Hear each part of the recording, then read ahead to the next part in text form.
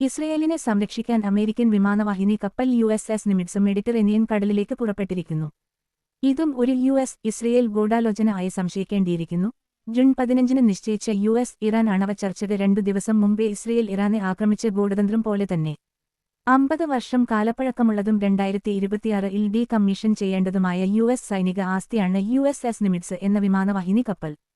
Missile ആക്രമണ സാധ്യത നിലനിൽക്കുന്ന സംഘർഷ മേഖലകളിൽ മിസൈൽ പ്രതിരോധ സംവിധാനങ്ങളുടെ സമ്പൂർണ്ണമായ സുരക്ഷിതത്വം ഉറപ്പുവരുത്താതെ വിമാനവാഹിനി പോലെയുള്ള ഹ്യൂജ് ടാർഗറ്റ്സ് വിന്യസിക്കാൻ പാടില്ലാത്തതാണ്.